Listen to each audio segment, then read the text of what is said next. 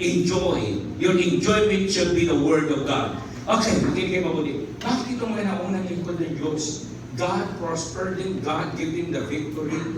Bakit? Their lives were so fruitful. Bakit? Because ang buhay nila ay nasa salita ng Diyos. Anong sinasabi ng Joshua chapter 1 verse 8? Makinig kayo mabuti. Let not this book of the law depart out of your mouth, but thou shalt meditate therein day and night, day and night, day and night. Makinig kayo mabuti. Ano ba ngayon? Araw ba ngayon? Gabi? Day and night. Anong gagawin mo? Let not this book of the law, the word of God, depart out of your mouth, but thou shalt meditate therein day and night. O bakit? That you may be able to do according to what is written therein. Then, ano mangyayari sa iyo? Do you think you can be prosperous by your own years? Naalala ko, sabi sa akin ng kaibigan ko na kasama niya, si Manny, malabo. Sabi ko, bakit? Ayun, paika-ika. Sabi niya, boss, paika pa ganyan-ganyan. Ano na ako, 17 na ako mahigit. Alis pa kayo dadlan siya. Nakita niyo, nasaan yung mga billion-billion? Do you think the billions can heal the sick body? No. Jesus Christ is the great physician.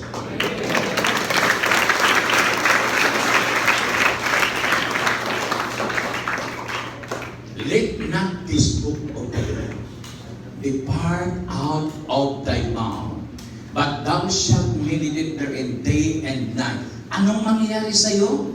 What is the result? Anong sabi niya? Thou shalt make thy way prosperous. Di ba sa'yo katabi? Prosperous and successful. Prosperous and successful. Bakit? When you approach God at makikipag-usap ka sa Kanya, ang dala-dala mo sa Kanya is His Word. Do you think i-deny ka ng Diyos? No! God cannot deny His Word. Makinig kayo mo. Alam niyo yung natutunan ko sa Diyos. Ano man ang lumabas sa bibig ng Diyos, nobody can thwart. Even God Himself cannot deny His Word. Raise your hands. Hallelujah. Oh God, we praise and worship you, Lord. Oh, hallelujah. Blessed be your name. Anong unang gawin mo sa ngayon? Submit yourselves under the Lordship of Jesus Christ and repent. And Jesus Christ Himself will drive away and cast away all demons that dwells in the heart of a human being. And then He Himself, Jesus Christ, will replace that evil spirit with the Holy Spirit. And the Holy Spirit will seal your life na ikaw ay mag-aari ka na ng Diyos. The same Holy Spirit shall fill you with the love of God to crave for God and His words. Delight thyself in the Lord and in His words. Sinabi ni David, I delight in thy laws, O God. Psalms 119 verse 70 at verse 75. I delight in thy commandments, Lord. I delight in your laws, O God. Diyan ka kailangan magpakaligaya sa salita ng Diyos. Delight. At ang sinabi ng Panginoon, He will give you the prosperity. He will make your life successful and prosperous. Not ourselves, but God Himself. Oh, hallelujah. Psalms 119 verse 70 at saka 75. Thank you, Jesus. Their hearts are dull and stupid, but I delight in your instructions. And what are the instructions of God?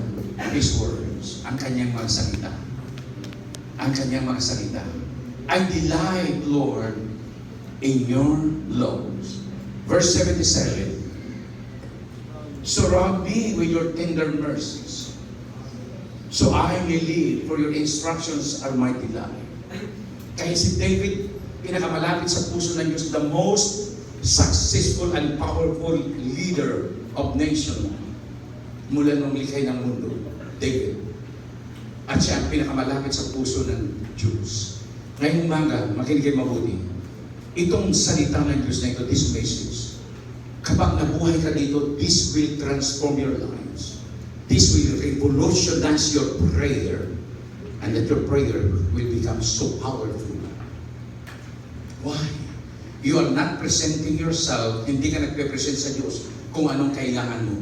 You are presenting to God His promise. Lord, at ang sabi niya, I cannot deny, God cannot deny Himself. Hindi pwedeng itanggi ng Diyos ang kanyang mga salita. No. Hindi pwedeng itanggi. Oh, hallelujah. Let thy tender mercies come unto me, that I may live, for thy law is my delight. Nakita nyo? The mercies of God and the grace of God ay nagpapatuloy na ibinubuhos sa tao. Kanino? Those people who delight in His words. Sa mga taong nananabik at ang kaligayahan lamang ay ang mga salita ng Diyos. The question is this: ano ang kaligayahan ng buhay mo? Is it the Word of God and God Himself, or the things of the world? Bago ka na, repent. Sabi mo sa iyong katabi, repent. Sino ba ang magbibigay ng tagumpay sa tao? Only God, using His Word. Only God. Tatandaan natin si Jesus Christ when He came. He laid down His life to redeem us. But after redemption, mayroon tayong gagawin. And this is to delight the Word of God. Magpakaligaya kayo sa salita ng Diyos. Sa salita ng Diyos. The Word of God. Every Word of God.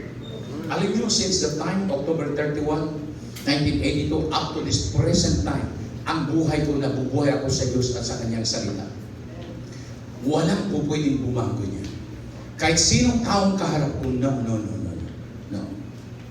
Yung mga kaibigan ko nga malalaking mga negosyante, mga Chinese, mga Buddhist, mga komunista, sabi ko sa kanila, nung tanungin nila ako, can you prove that Jesus Christ is God? Yes. And I will prove to you that Buddha is just a fantasy. Hindi tunay. And then, alam mo, panaintik siya sa akin, Jesus Christ is God. Jesus Christ is the one who do the miracles. Ito niya. So everything can be changed and be reversed. Makinig kayo mabuti if you live the Word of God. So sa iyong panalangin, huwag kang mananalangin sa gusto mo. Manalangin ka sa Diyos using the Word of God. Sabi mo, Lord, ito po ang iyong salita. Sinabi mo ito sa akin, Panginoon. Ito'y salita mo, Panginoon. Kaya minsan kapag ako'y nananalangin sa Diyos, hawak ko Biblia, Panginoon, ito, salita mo ito. Tinuturo ko salita ng Diyos, Panginoon, ito. Hindi lang sa memorize ko, ikaw talaga ito, Panginoon. Masasabi mo ba yun sa Diyos? Ilan sa inyo pwedeng magsabi niyan sa Diyos? Magagawa mo lang ito kung totoo kang anak ka ng Diyos. And then you have the Word of God. Lord, this is your Word. This is your Word. Hallelujah. Bakit? Kasi ang Diyos mas marunong sa atin. Halimbawa, sa material na bagay, gusto mo magkaroon ka ng sasakyan. Anong gusto mong sasakyan? Gusto mo mamili ka? 4 na gulong? Eh gusto ng Diyos, 6 na gulong.